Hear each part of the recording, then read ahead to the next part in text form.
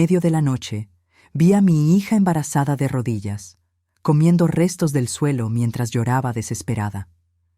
En el comedor, escuché a su esposo y a su suegra ambiciosa riéndose a carcajadas. La levanté, caminé hasta la mesa de ellos y les pedí con calma que miraran hacia la puerta. Se quedaron paralizados al ver quién estaba allí. Me alegra tenerte aquí. Sigue mi historia hasta el final y comenta desde qué ciudad me estás viendo. Así podré ver hasta dónde ha llegado mi historia. Me llamo Sara Elena. Tengo 66 años y nunca pensé que a mi edad tendría que presenciar algo tan desgarrador. Era pasada la medianoche del martes cuando escuché sollozos apagados provenientes de la cocina.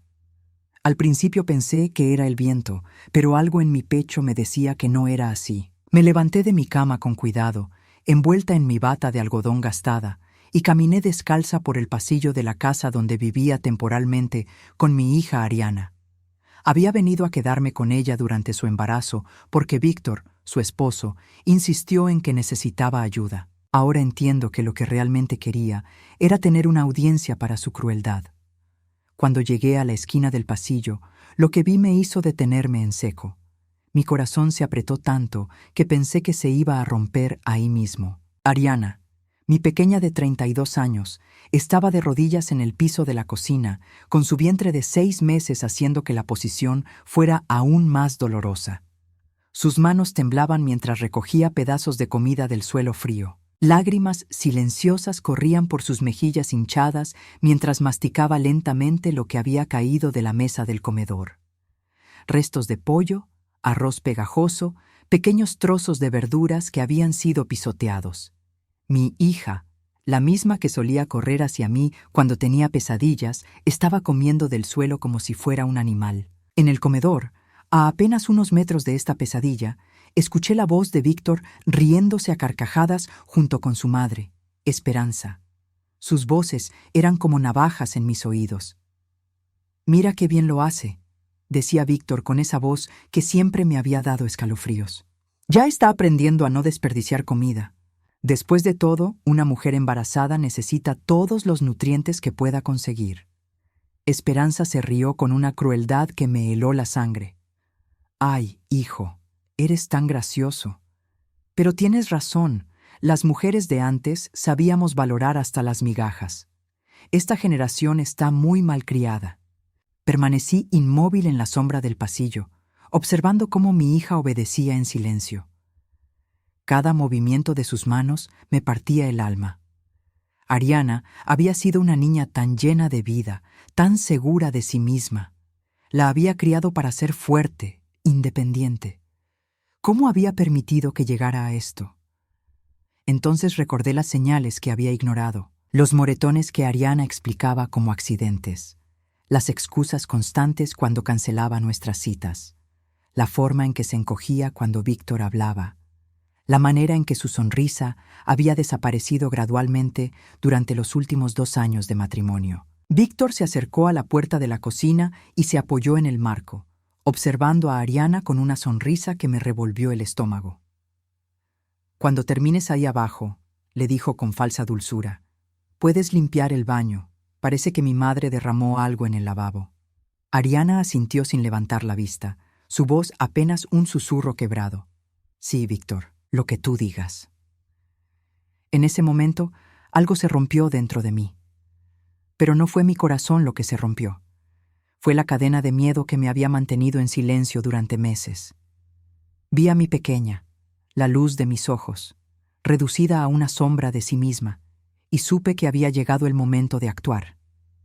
Me di la vuelta despacio, regresé a mi habitación y cerré la puerta con cuidado. Me senté en el borde de mi cama, las manos temblando, pero no de miedo. Era algo diferente, algo que no había sentido en décadas. Una furia fría, calculada, determinada. Saqué mi teléfono de la mesa de noche y comencé a escribir mensajes. Había personas que no había contactado en años, pero sabía que me ayudarían. Víctor y su madre pensaban que una mujer de 66 años era invisible, inofensiva.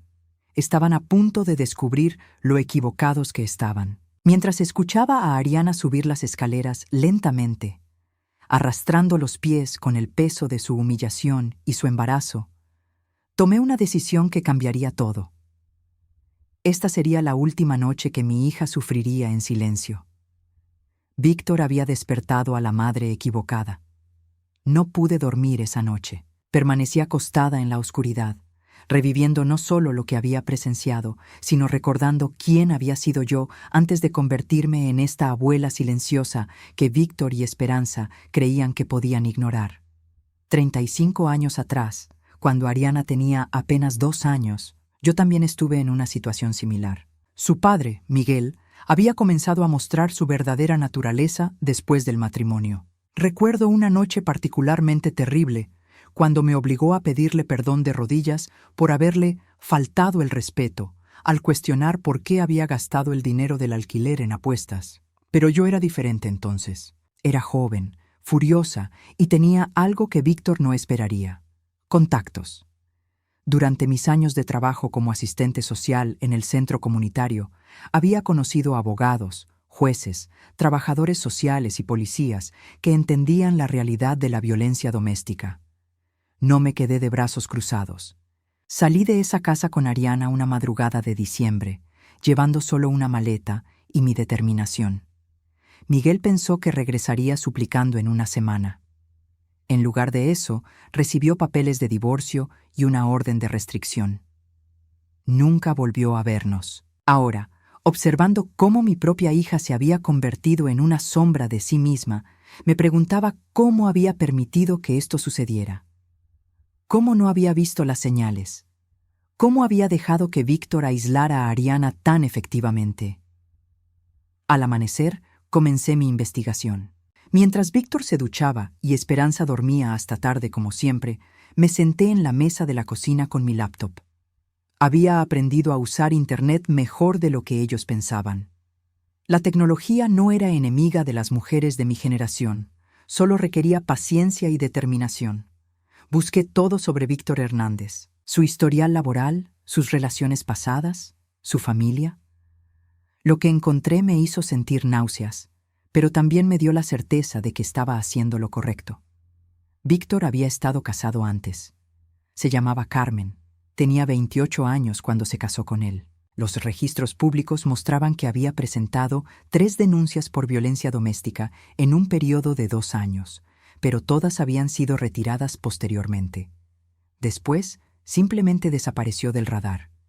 No había registros de divorcio, no había nueva dirección, nada. Continué investigando y encontré algo que me heló la sangre. Carmen había estado embarazada cuando desapareció de los registros. Su último domicilio conocido había sido la misma casa donde ahora vivía Ariana. Cuando Ariana bajó a preparar el desayuno, pude ver las marcas rojas en sus rodillas donde había estado arrodillada la noche anterior. Se movía lentamente, una mano protegiendo su vientre, la otra apoyándose en los muebles para mantener el equilibrio. «Buenos días, mami», me dijo con una sonrisa forzada que no engañaba a nadie.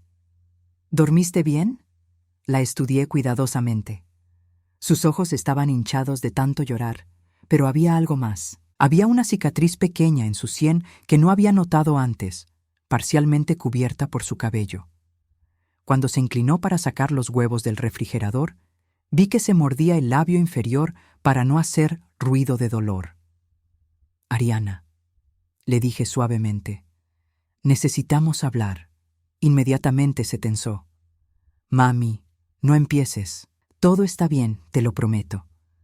«No, mi amor, no está bien». Me levanté y caminé hacia ella, pero se alejó instintivamente. Ese pequeño gesto me partió el corazón y me llenó de una furia renovada. En ese momento, Víctor apareció en la cocina, ya vestido para el trabajo. Su presencia cambió completamente la atmósfera. Ariana inmediatamente bajó la cabeza y comenzó a moverse más rápido, como si la hubieran programado. «Buenos días, Sara Elena», me dijo con esa sonrisa falsa que había perfeccionado. «Espero que no hayas escuchado ruidos anoche». Ariana tuvo un pequeño accidente en la cocina. Lo miré directamente a los ojos, sin pestañear. «No escuché ningún accidente, Víctor, pero escuché muchas otras cosas». Su sonrisa vaciló por un segundo, pero se recuperó rápidamente. Bueno, ya sabes cómo son las embarazadas, muy torpes, muy emocionales. Ariana siguió cocinando en silencio, pero pude ver que sus hombros se tensaron aún más. Víctor se acercó a ella por detrás y puso sus manos en sus hombros. Ella se encogió ligeramente. Mi esposa está aprendiendo a ser más cuidadosa, dijo, apretando sus hombros lo suficiente para que Ariana hiciera una mueca de dolor. ¿Verdad, mi amor? Sí, susurró Ariana sin darse vuelta. Víctor tomó su café y se dirigió hacia la puerta. Regresaré tarde hoy. Tengo una reunión importante. Ariana, asegúrate de que la casa esté perfecta para cuando llegue. Cuando se fue, Ariana se derrumbó contra el mostrador, sus manos temblando mientras servía los huevos. Sabía que tenía que ser cuidadosa. Víctor había aislado a Ariana tan efectivamente que ella misma se había convertido en su propio carcelero. Pero yo tenía algo que él no sabía: experiencia, contactos y la determinación férrea de una madre que había visto suficiente. Esa tarde, mientras Ariana dormía una siesta, saqué mi teléfono y comencé a hacer las llamadas que cambiarían todo. Era hora de que Víctor conociera a la verdadera Sara Elena.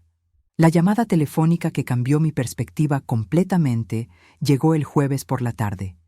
Había contactado a Patricia Morales, una antigua compañera del Centro de Asistencia Social donde trabajé durante 15 años. Si alguien podía ayudarme a encontrar información sobre Carmen, la primera esposa de Víctor, era ella.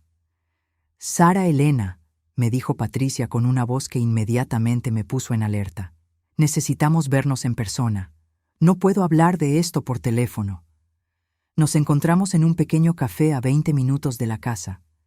Patricia llegó con una carpeta manila bajo el brazo y una expresión que me hizo saber que lo que estaba a punto de escuchar sería peor de lo que imaginaba.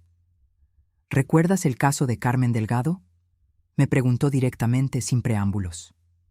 Hace 4 años, mujer joven, embarazada, reportó violencia doméstica múltiples veces. Asentí, mi corazón ya comenzando a acelerar.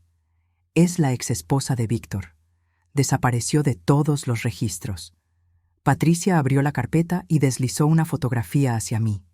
Una mujer hermosa de cabello oscuro y ojos tristes me miraba desde la imagen. Se parecía inquietantemente a Ariana, joven, delicada, con esa misma mirada dulce que mi hija había tenido antes de casarse con Víctor. Carmen no desapareció voluntariamente, dijo Patricia con voz grave.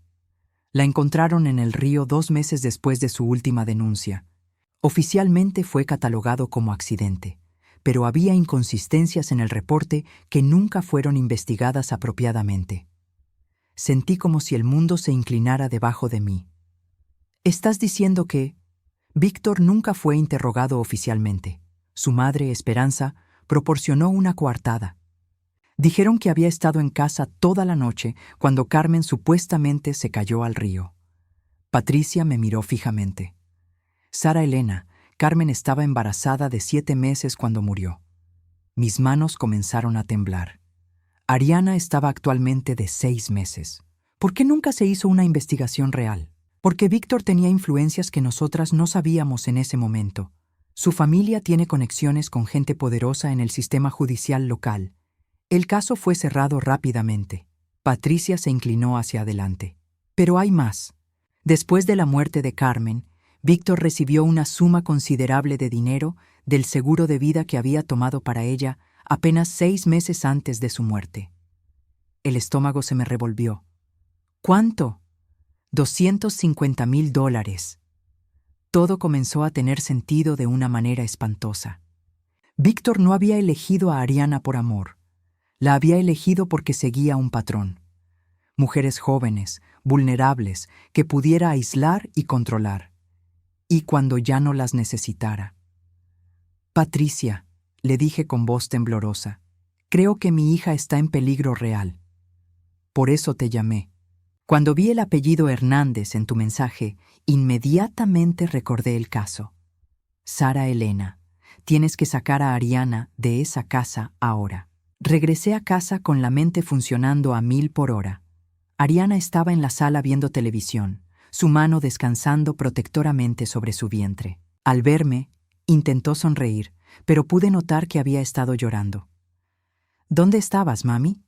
Víctor preguntó por ti. Me senté a su lado, tomando sus manos entre las mías. Estaban frías y temblaban ligeramente.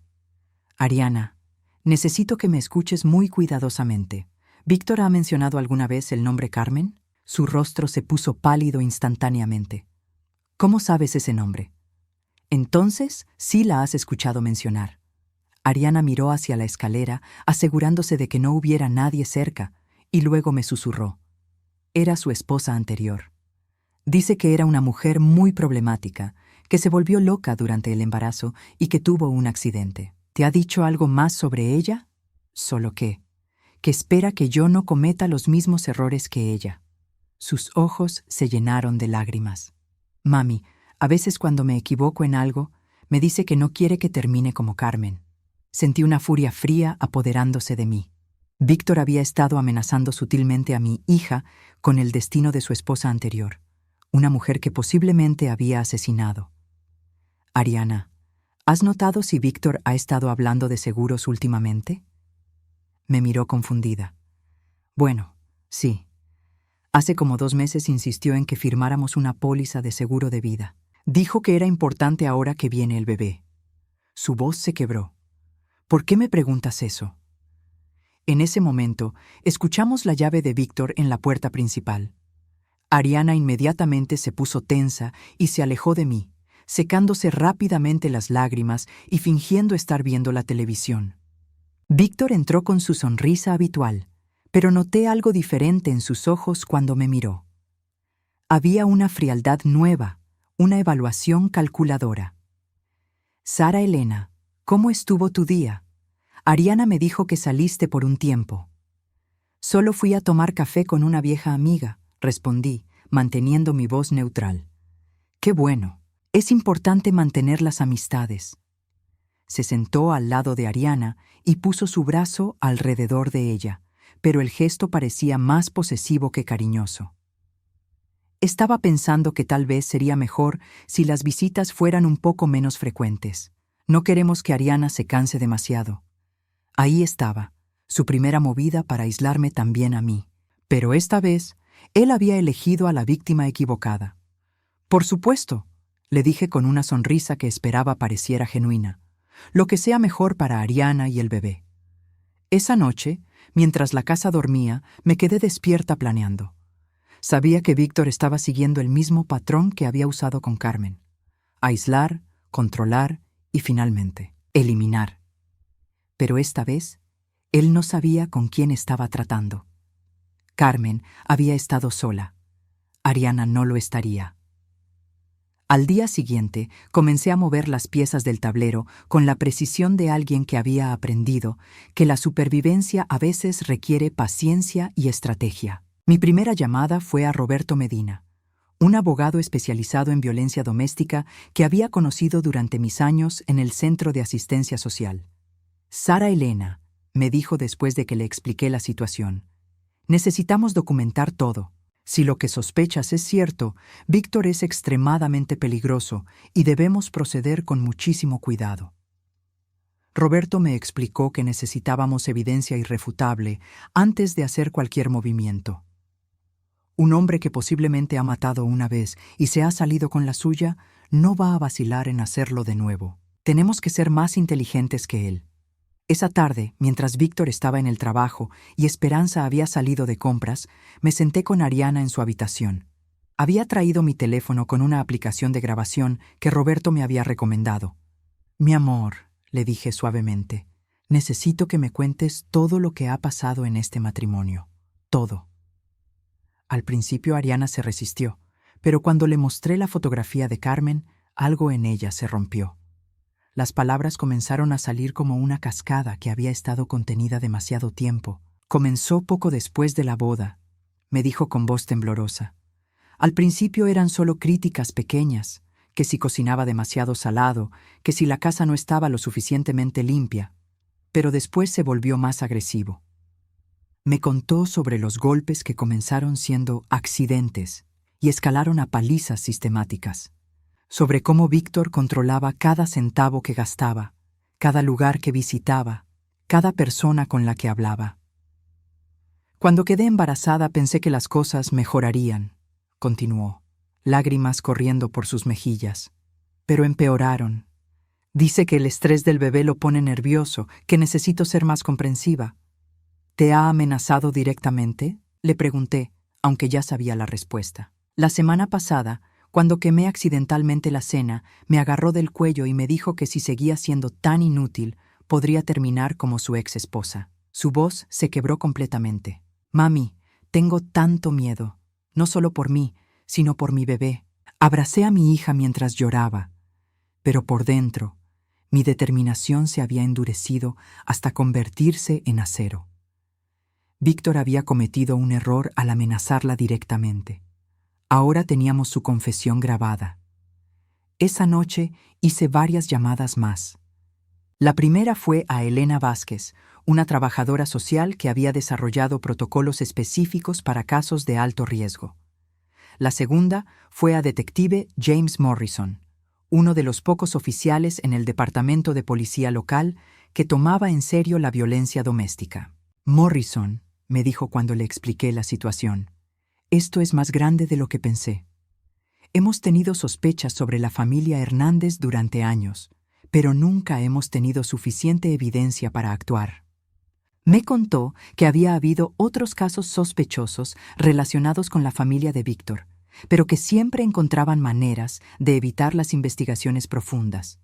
Si podemos construir un caso sólido contra Víctor, podríamos finalmente hacer justicia, no solo por tu hija, sino por Carmen y posiblemente otras víctimas. El viernes por la mañana, mientras Víctor estaba en una de sus reuniones de trabajo, que según yo eran coartadas para establecer patrones de movimiento, Elena Vázquez vino a la casa discretamente. Se presentó como una enfermera del programa de cuidado prenatal del condado. Elena era una profesional experimentada y rápidamente documentó las evidencias físicas de abuso en Ariana. Fotografió los moretones, las marcas en sus rodillas de la noche que la había visto comer del suelo, y la pequeña cicatriz en su sien que ahora sabía que no había sido accidental. «Ariana», le dijo Elena con voz gentil pero firme, «tienes opciones, no tienes que vivir así».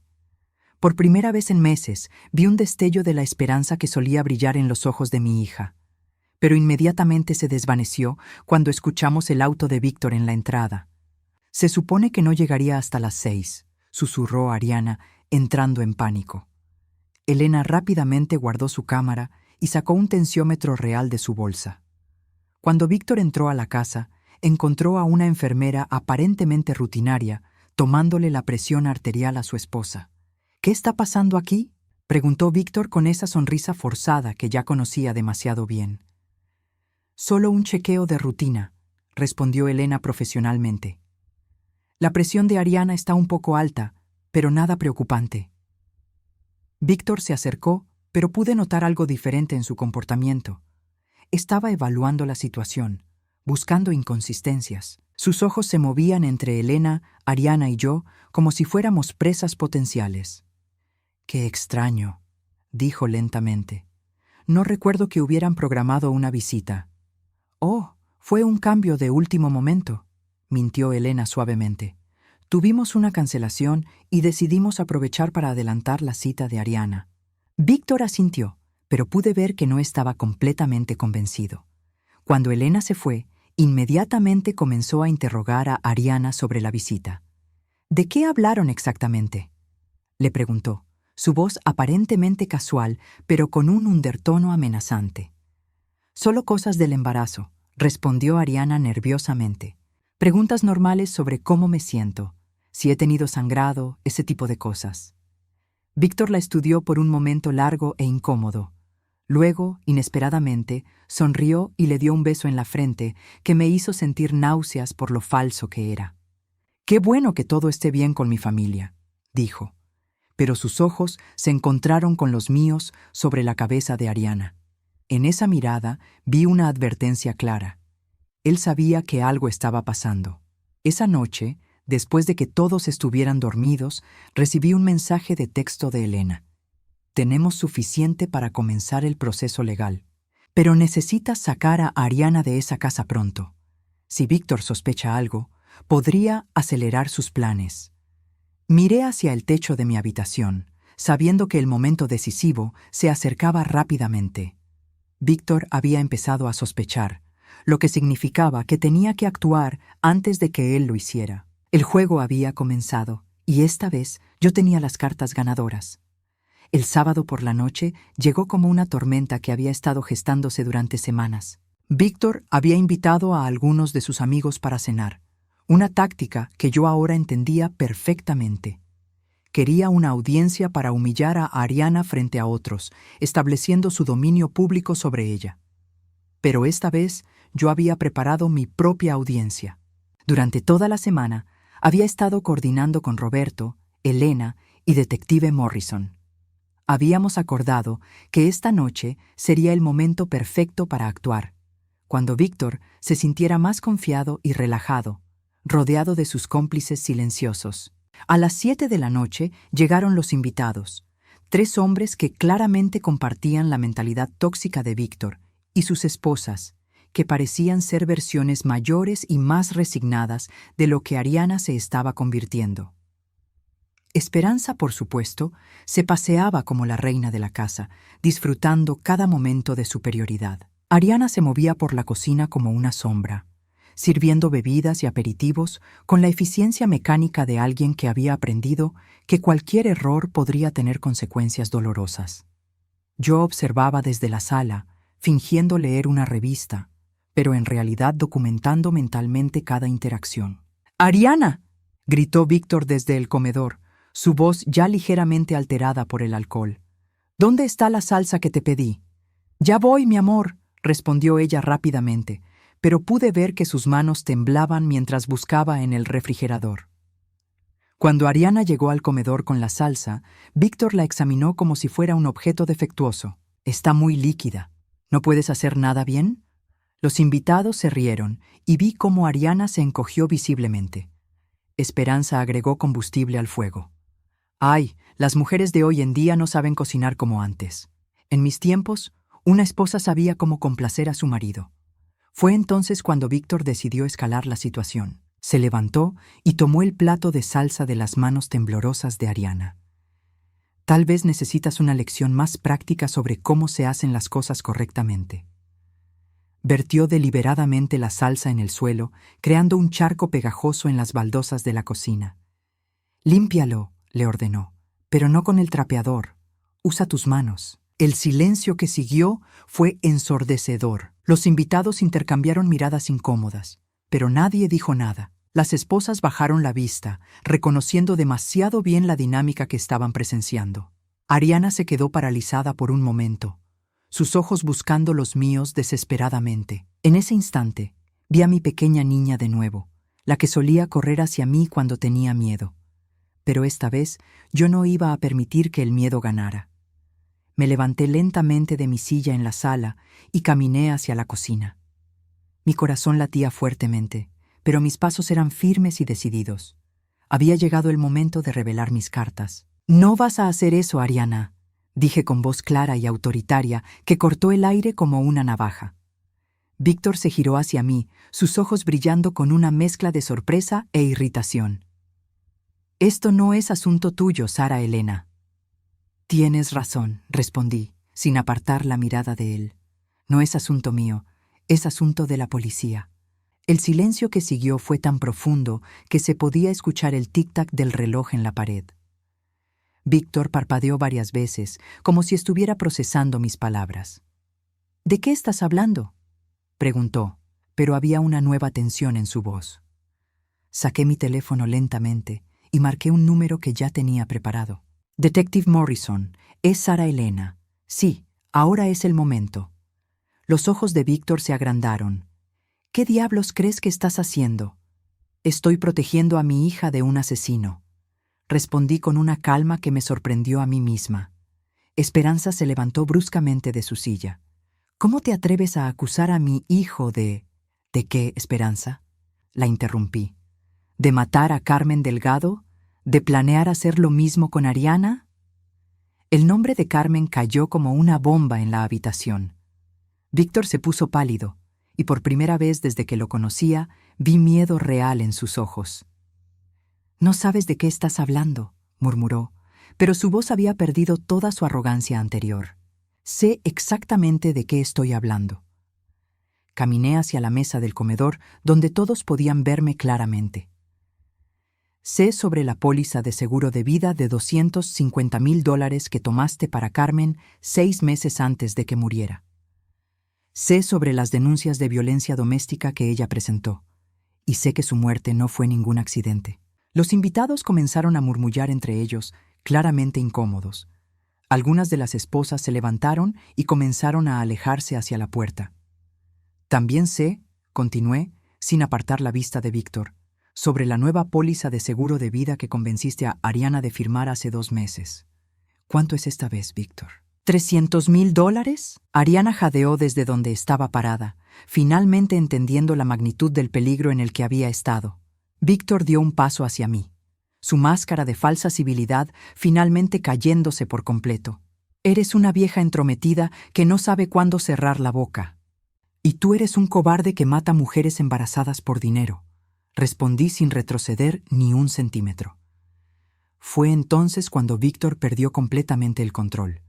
Se lanzó hacia mí con los puños apretados, pero antes de que pudiera alcanzarme, la puerta principal se abrió bruscamente. Detective Morrison entró con 2 oficiales más, sus radios crepitando con comunicación oficial. Víctor Hernández está bajo arresto por sospecha de asesinato en primer grado. La expresión en el rostro de Víctor mientras le leían sus derechos era algo que nunca olvidaré. Era la cara de un depredador que finalmente había sido atrapado, que había subestimado completamente a su presa. Mientras se lo llevaban esposado, Víctor me gritó por encima del hombro: «Esto no ha terminado, vieja bruja. Mi familia tiene poder, tengo contactos, estaré libre en 1 semana». Pero yo sabía algo que él no sabía. Roberto había estado trabajando no solo en el caso de Carmen, sino también investigando las conexiones corruptas de la familia Hernández. Esta vez, el dinero y las influencias no iban a ser suficientes para salvarlo. Cuando las luces de la patrulla desaparecieron en la distancia, abracé a Ariana mientras lloraba de alivio y terror a la vez. Por fin estaba a salvo, pero el camino hacia la sanación apenas estaba comenzando. 6 meses después de aquella noche que cambió nuestras vidas para siempre, estoy sentada en el pequeño jardín de nuestra nueva casa, sosteniendo a mi nieta Isabela en mis brazos. Es una mañana perfecta de primavera, y por primera vez en años puedo respirar completamente tranquila. El juicio de Víctor terminó hace 3 semanas. Con toda la evidencia que habíamos recopilado, más la reapertura del caso de Carmen, que llevó a nuevas pruebas forenses, fue condenado a cadena perpetua sin posibilidad de libertad condicional. Esperanza también fue arrestada como cómplice, aunque recibió una sentencia menor a cambio de su testimonio contra su hijo. Lo que más me satisfizo fue enterarme de que la familia de Carmen finalmente obtuvo justicia. Sus padres vinieron al juicio y me agradecieron por no haber permitido que su hija fuera olvidada. Su madre, Rosa, me abrazó con lágrimas en los ojos y me dijo: «Usted le devolvió la dignidad a mi Carmen». Ariana tardó meses en recuperarse emocionalmente del trauma.